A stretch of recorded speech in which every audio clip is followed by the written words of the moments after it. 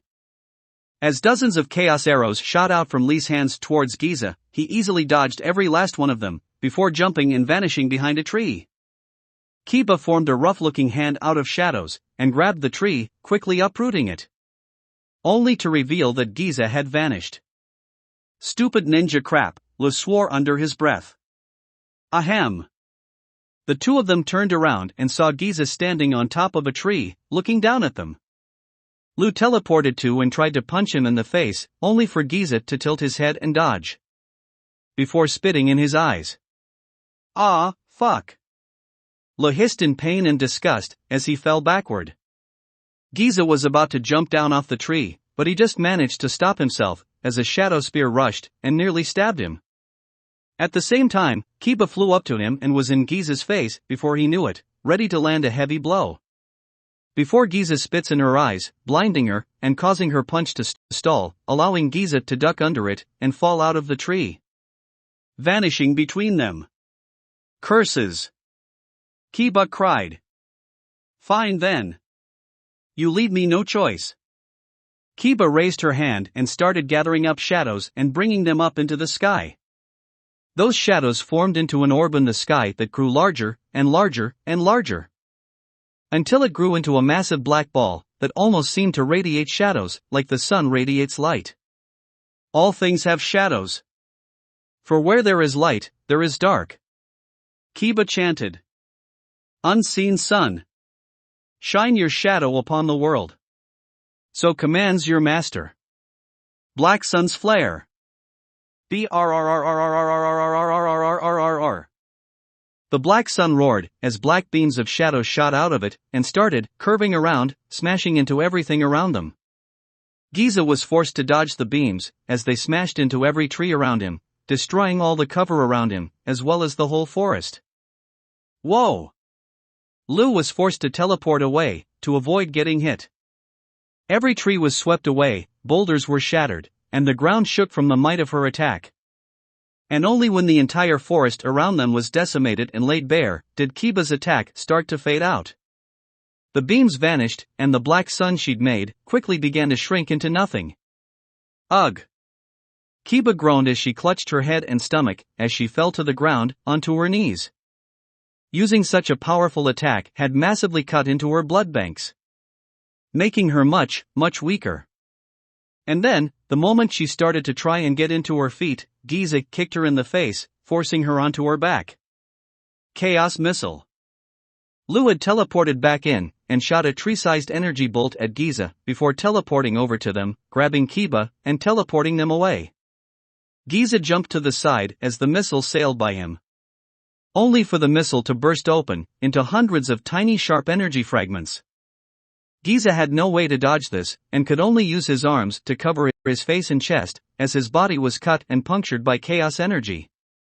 By the end of the attack, Giza's clothes were torn, and he was covered in cuts that were bleeding all over. Ha! We hit him! We actually hit him! Lu cheered, ignoring how his restrictor rings burned his wrist. That last attack used so much energy it made his head spin, but had been worth it, to finally land a hit on him. Impressive, Giza said. To acknowledge your lack of skill, and compensate with overwhelming power and teamwork. Well done. Heck yeah!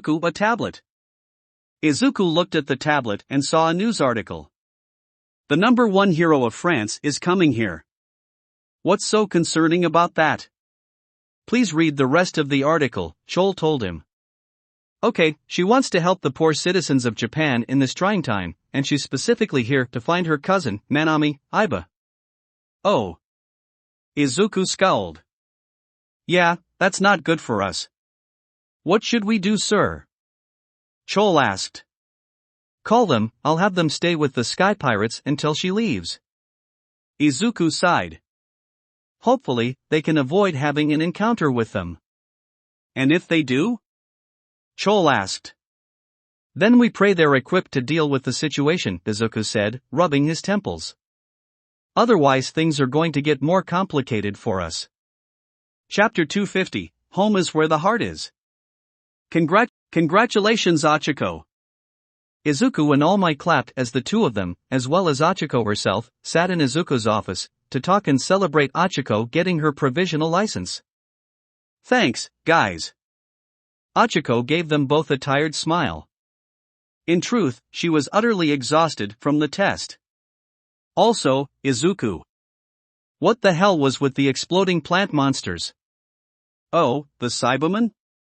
Yeah, my scientist grew those during their experiments. Izuku explained. Since the HPSC asked for some monsters, we thought those would do the trick. So you just have those things lying around in your plant lab? Achiko asked, both confused and unnerved at the prospect of that lab just having plant monsters hidden inside it. Yeah, but soon enough we'll be moving them all to Angel Island, Izuku explained. Hopefully next year we can get some more monsters from there to use for the test. Just try not to go too crazy. Achiko laughed nervously. Feeling a bit of sympathy for the poor future class that would take this test. It seems like you're all going to be given some vacation time. All Might said. What do you intend to do now, young Uraraka?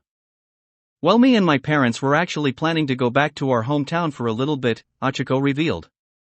Momo, Nina, and Tsu are gonna come with me for some reason. I don't understand what they'd find so interesting about a little old town like that, but they seem pretty excited about it. That sounds fun. To be fair, I doubt any of them have seen the countryside, so that makes sense. Izuku explained. But I hope you enjoy yourself. Do you want me to let you use portals to get there quickly? If you could, that'd be great. Achiko accepted happily. Long car rides kill Papa's back, so that's really helpful, Izuku. I still find it rather strange how quickly you were able to make use of Kurogiri's power. All Might said. The idea of duplicating quirks is still bizarre to me. The advancement of technology is infinitely vast and unpredictable. At least to people like us. Izuku shrugged. At this point, nothing they make surprises me anymore. But speaking of fractals, I do have some bad news. Achiko, from now on, you're not allowed to use fractals. Huh? Achiko gave him a befuddled and slightly concerned look. Why? Well, I was looking into giving you a fractal of your own, when the lab discovered something using the new information we have on you. Izuku sighed. One for All is growing unstable. The amount of power in quirks it's gained over the years has led to its stability membrane becoming thinner and thinner. Which is why you were experiencing such a hard time trying to control it, and why you have access to the other quirks when the previous users didn't. Okay, so why can't I use fractals? Achiko asked. The fractals temporarily add more power and an additional quirk factor to your body, Izuku said. Imagine adding more air to an overfull balloon. One wrong move, and you explode. Achiko's eyes went wide. Oh. Also, I would suggest against passing on one for all to anyone, Izuku warned.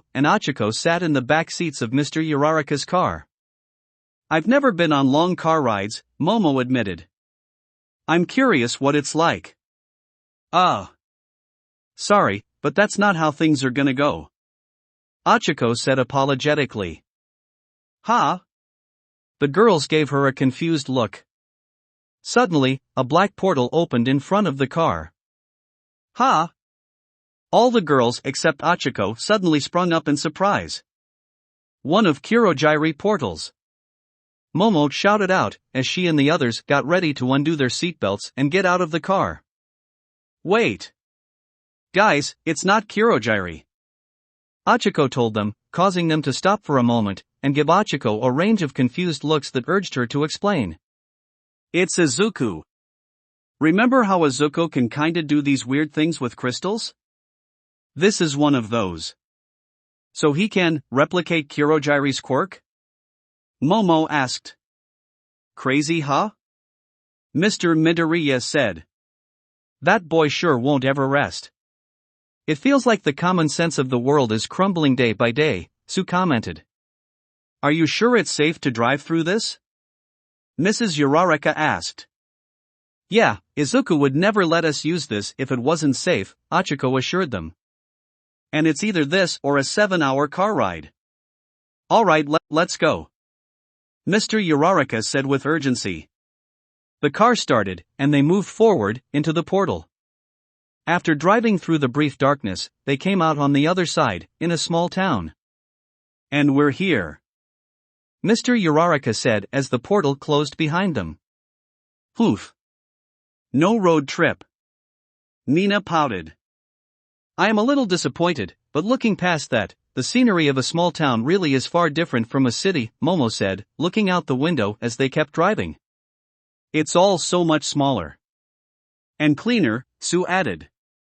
"Yup. What it lacks in grandeur, we make up for in tightness," Mr. Uraraka said proudly. Tighter community, tighter sense of values, tighter feeling home. They eventually made their way to their old house. A one-story, small house that looked kind of run down. "Alright, we're here," Mr. Uraraka said as he parked the car in front of the house. As everyone was getting out of the car, suddenly, an old man went up to them. "Omo. IKA. Is that you?" The old man shouted with a big smile on his face. "Furue. You're still alive," Mr. Uraraka shouted with an equally great smile on his face, as the two men embraced briefly. I knew you were too stubborn to let old age take you just yet. Ha ha ha. I still have a good few more years left.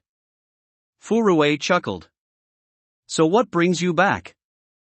After you left, I thought I'd never see you folks again.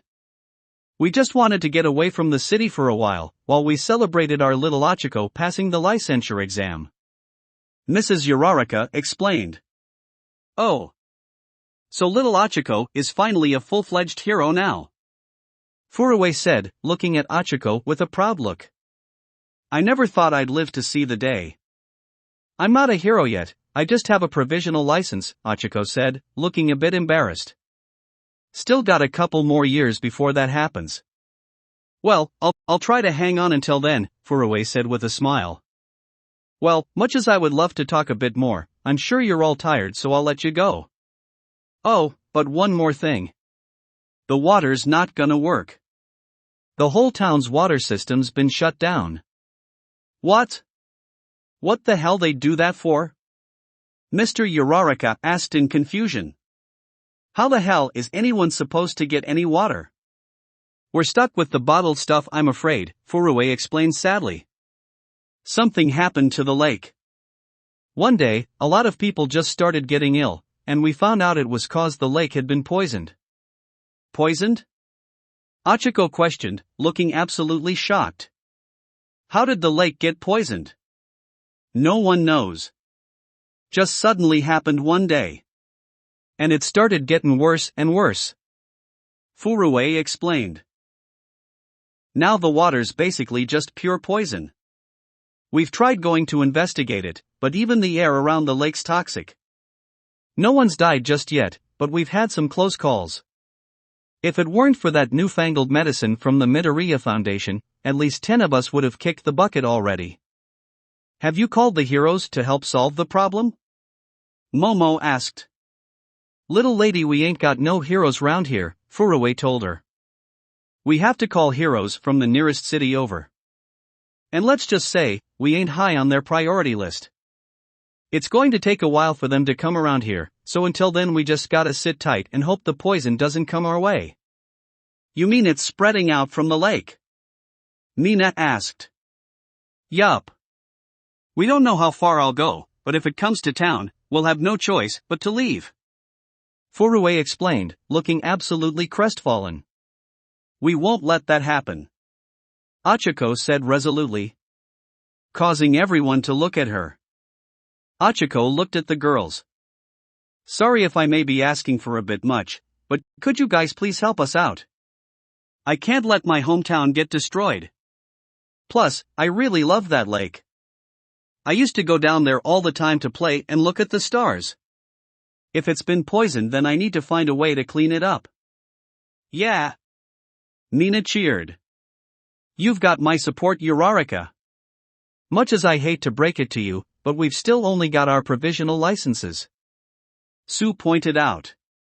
We still can't use our quirks unless there is a pro hero around. Yeah, but it's not like anyone's gonna know. Ochako pointed out. And we don't even know if we'll have to fight anyone. That is true, Momo said, pondering the notion. And if we don't help them, the problem could cause everyone here to lose their homes to the poison. I'm not one for breaking the rules, but it would be rather heartless of us to do nothing in this situation, Sue. Yeah, Sue, don't be such a stickler. Mina said with a frown. Don't pressure the girl, not everyone's so altruistic, Furue told them. Some folks are just like that. Mr. Uraraka sighed. Ugh, why are you making me look like the bad guy for wanting to obey the law? Sue sighed. Fine, I'll help. But if for whatever reason we have to do something fighting, we need to leave immediately. I agree. Investigation is one thing, but if there is an actual villain involved, then I believe the best course of action would be to ask Midoriya to send help. Momo said. That's fair, Ochako said, sounding very reassured that her friends agreed to help.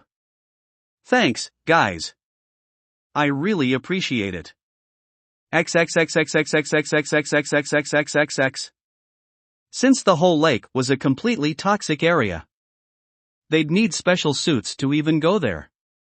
But after hours of trial and error, measurements, and many Google searches, Momo had been able to make special hazmat suits for each of them, that would protect them from the toxic environment. And boy were they glad for that. As soon as they made it to the poison land, they could immediately see a difference. The trees were dead, wilting, and decaying. Almost melting as they fell apart. All other plant life had vanished, the only trace of them being small shriveled up flecks on the ground. The air was filled with a purple toxic mist. So thick and heavy that they couldn't see the night sky above them. Even the ground seemed to have been killed by the poison. The grass had vanished, leaving only dirt, and even the dirt was dry and looked utterly devoid of nutrients. And what made all of that worse was dead animals whose bodies were littered all over the ground. Oh, my God! Momo looked at the area in absolute horror. This can't be natural. I agree, there is very clearly a powerful villain, maybe even multiple villains behind this, Sue said as they continued towards the lake. Which is why we should really turn around. Sue, we love you. We really do. Please shut up about turning back. Mina told her. We need to at least figure out what the problem is, Achiko said, leading the charge. After that, we can turn back and call for help. Seeing this distorted, horrific parody of the place she had traveled through over and over again since she was a child, only hardened her resolve. She would fix this.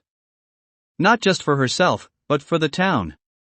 A few minutes later, they finally made it to the lake. The water had turned purple and was even bubbling in places. It looked as disgusting as it did dangerous. All right, we're here. So, what are we looking for? Mina asked. Anything that could help us understand why this happened, Achiko said. Let's dash. Achiko. Sue interrupted her. Something's coming out of the water. Everyone looked at the lake and saw something rising. It was hard to see at first because of the thick mist, but as it rose more and more, they eventually could see it plain as day. There before them was a massive dragon. The size of a large building. It was covered in dark green scales and had a big, pudgy body and short stubby tail. Its nest was long like a snake, and its face was almost frog-like, with a huge mouth and big yellow slitted eyes. And lodged in its forehead was a ball with 2 stars in it. Who dares step into my domain? Roared the dragon. Holy crap, a dragon! Mina shouted. Looks like we found the source of the issue.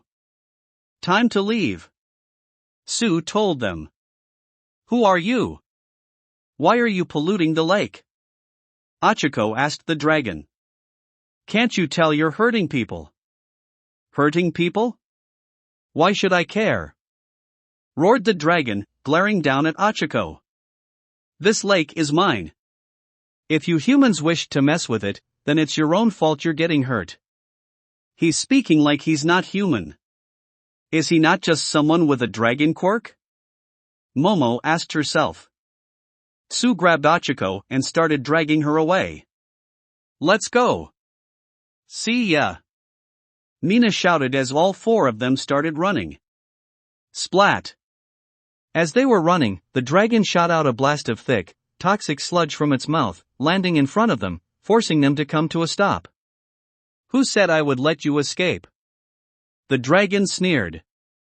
All those who intrude upon my home must die. The dragon shot out more sludge, and the girls jumped aside to dodge it. We can't head back to the town. If this thing chases us back there, it'll put everyone in danger. Achiko said. Which is why we shouldn't have come here in the first place. Sue wanted to shout, but at this point that'd be more frustrating to hear than helpful. Then what exactly should we do? We hold it off. Momo shouted, creating a shield that popped out of her suit to block some of the sludge. Wait. Momo, who can you use your quirk with that suit on? Mina shouted in surprise. Midoriya introduced me to a new material. And I incorporated it into my suit.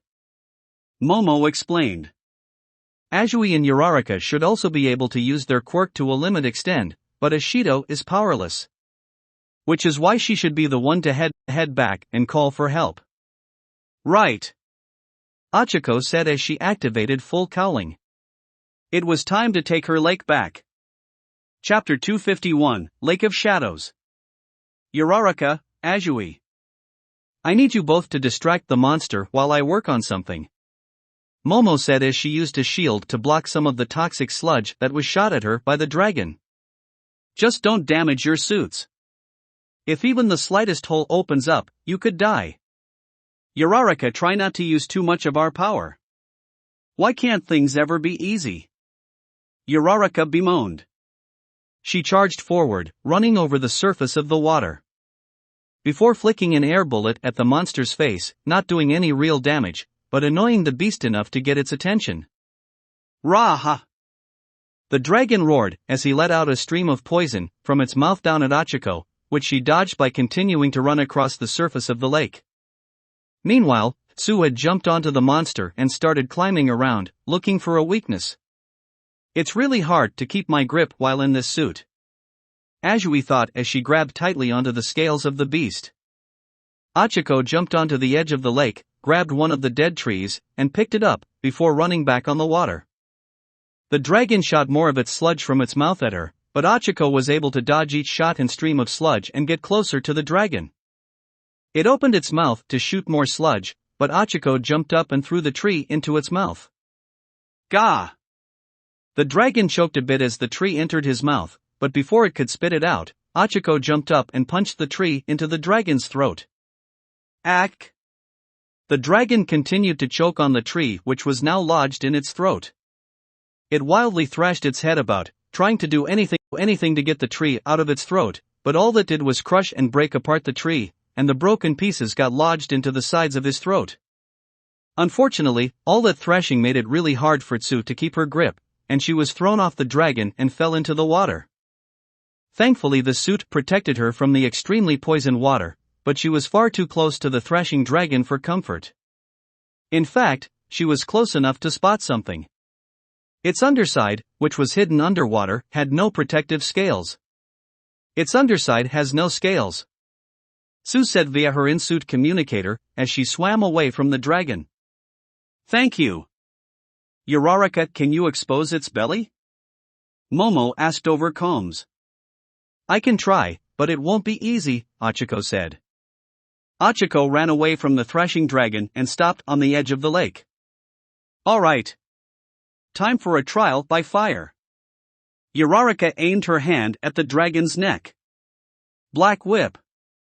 Black energy whips shot out of specially made openings in her suit and wrapped themselves around the dragon's neck. Ugh! Uraraka struggled against the power of the dragon, and as such, increased the power of her full cowling. Ha! She pulled the dragon towards her, lifting the dragon out of the water a bit and exposing its belly. Momo! Whatever you're going to do, do it now. Alright. Thank you, Uraraka. Momo said, aiming the railgun she'd been making right at the dragon's belly. Krakakum. The railgun fired out its long sharp rail right at the dragon, the shot so powerful the sound resonated throughout the entire forest. The rail went right through its belly, all the way through its thick body, and the tip poked out of its scales, before stopping completely. Kaboom! The rail exploded, the explosion so powerful that it plowed through its insides, and fire poured out of its mouth, nose, and eyes, destroying its eyeballs and teeth. Once the explosion died down, smoke billowed out of those holes, and the dragon went completely limp. Then it started to fade away. Its body quickly turned into black smoke and vanished into the wind, leaving only the dragon ball behind, which fell into the lake with a plop. Its body turned into smoke. It looks a lot like one of Yami's Grim, Achiko noticed, before focusing on the dragon ball, floating in the center of the lake. And what's that ball? Achiko ran forward over the water, grabbing the ball as she went by, and rejoined Momo and Tsu. Well, it appears to be dead. But what on earth was that? Momo asked. Did someone make it with their quirk? That's most likely what happened, but why? Tsu asked. What does anyone get out of poisoning a lake in a small town? Hayu. The superheroes are here to save the day. The three looked up and saw the Gammas fly down towards them, before landing next to them. Let me at him. Where's the dragon? Gamma 2 shouted, looking around for the threat. It looks like they already beat them. Gamma 1 said, staring at Uraraka intensely. And look what she has in her hand. Gamma 2 did so, and his eyes widened when he saw the Dragon Ball. Oh, crap. It's as we feared. Gamma 1 said, as he reached out for the ball, which Uraraka gave over to him. A shadow dragon. Shadow dragon? Sue repeated. You know what that creature was? Momo asked. Was it a Grim? Achiko asked. Looking both confused and determined at the same time. As if she was waiting for an explanation she wouldn't like. A Grim? You mean those things that Midoriya makes using one of his son's quirks? Momo asked, looking even more confused. Come to think of it, it did fade away just like one of Yami's Grim, Sue noted. But why on earth would Midoriya make a dragon to poison a lake in your hometown? That doesn't seem like Midoriya at all. You're right, Director Midoriya would never do something like this. Gamma 1 explained. This was the work of an altered Grim. An altered Grim? Achiko repeated. Grim that has been altered by method, usually involving fractals. Gamma 1 continued. The vast majority of these Grim are fully sentient, and as such Yami can't control them. And among these creatures are a batch of creations called the Shadow Dragons. You see, while Director Midoriya and head researcher may always try to prioritize safety in the lab, there's a reason why they decided a place like Angel Island needed to exist, and why they've been prioritizing it so much. Gamma 2 explained. It's because of the Shadow Dragons. 7 fractals were filled with negative energy and left to fester. Gamma 1 continued. Eventually, they started to gain sentience, and the fractals turned into balls, with stars inside of them. They absorbed negative energy, much like Yami does, and eventually, they accumulated enough energy to escape and take physical form. They're all very powerful, and 2 out of the 4 that we've found are confirmed hostile. How many of them have you captured? Uraraka asked nervously, trying to process all this information. Technically just this one. Gamma 2 said. But we have 2 of them under heavy surveillance. And the last one? Sue asked. Gamma 2 sighed. Sin's current location is unknown. So let me get this straight, Momo said, sounding both concerned and somewhat terrified. There are 4 extremely powerful dragons just roaming the country. All of which could be hostile, and you have no idea where they are. That would be correct, unfortunately. Gamma 1 sighed, before looking down at the ball. We're currently trying to find a way to track them, but it's not going well. Negative chaos energy itself is composed of lots of different chaos energy signatures, so right now our detectors can't tell the difference between a shadow dragon and a large group of people. Gamma 2 explained. And tuning it to try and scan negative chaos energy is a no-go. Since it technically exists everywhere, just not in a physical form.